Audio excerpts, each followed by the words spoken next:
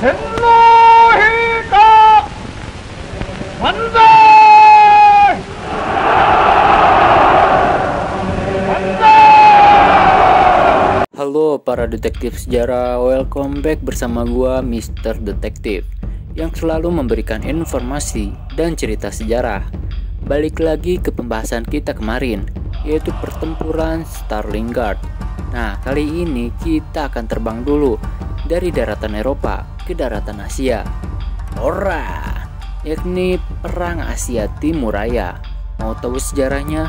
Kuy, intro dulu.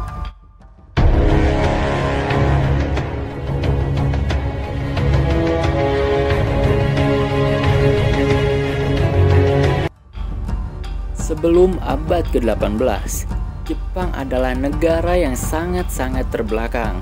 Jepang hanya mampu mengekori tetangganya, yaitu Cina, dalam berbagai hal. Namun ini semua berubah ketika Paman Amerika atau Paman Gobier datang ke Jepang dan memaksa Jepang untuk membuka pelabuhannya. Bangsa Jepang menyadari akan ketertinggalan mereka jika dibandingkan dengan negara-negara barat lainnya. Mereka pun melakukan revolusi besar-besaran dengan belajar ke barat. Revolusi ini dikenal dengan Restorasi Meiji yang dimulai pada tahun 1968. Hasilnya, Jepang semakin kuat dan modern. Bersamaan dengan ilmu dan teknologi, Jepang juga membawa ajaran imperialisme dari barat. Imperialisme adalah upaya mendominasi dan memperkuat negara dengan menjajah atau menguasai wilayah lain. Selain itu, membawa ideologi fasisme. Fasisme biasanya dicirikan dengan nasionalisme yang berlebihan atau ultranasionalisme, mengutamakan kekuatan militer dan otoriter. Jepang pun menantang tetangganya, yaitu Cina. Dalam Perang Sino Kedua, Jepang menginvasi Manchuria pada 19 September 1931. Namun, Perang Asia Timur Raya secara resmi dimulai pada 8 Desember 1941 ketika Jepang membom Pearl Harbor, pangkalan militer AS di Hawaii, Samudra Pasifik. Kemenangan Jepang di Pearl Harbor dan tempat lainnya mendorong Jepang melebarkan sayapnya ke Asia Tenggara. Jepang ingin mengalahkan Amerika Serikat dan sekutu-sekutunya, ini Inggris, Belanda, dan Australia. Barbar sekali. Tak cuma Pearl Harbor, pada 8 Desember 1941, Jepang juga menyerang Filipina, Malaysia, Singapura, Hong Kong, hingga negara Swadikap, Thailand.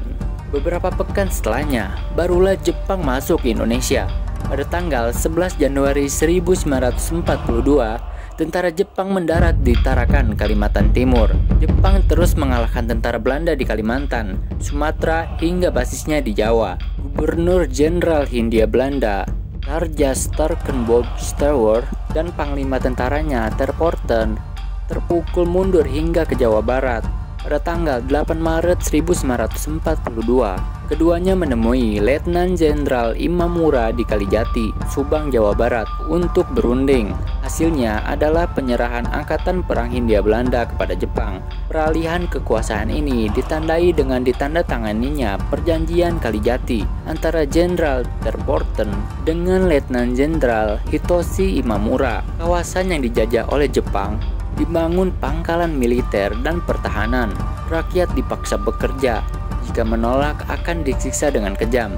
Bahkan tak sedikit yang meninggal. Jepang berdalih dengan iming-iming Perang Asia Timur Raya untuk membebaskan Asia dari kapitalisme dan imperialisme barat. Namun sejatinya, Jepang juga mempraktikkan imperialisme, bahkan lebih kejam dan lebih buruk dari barat. Kemenangan Jepang di Asia Pasifik tak bertahan lama. Jepang beberapa kali mengalami kekalahan. Jepang juga kalah di Kepulauan Mariana hingga Filipina. Sejak 1943, posisi Jepang semakin terdesak, terutama blok poros yang terdiri dari Jerman, Jepang, dan Italia. Apalagi Italia, AFK duluan bos.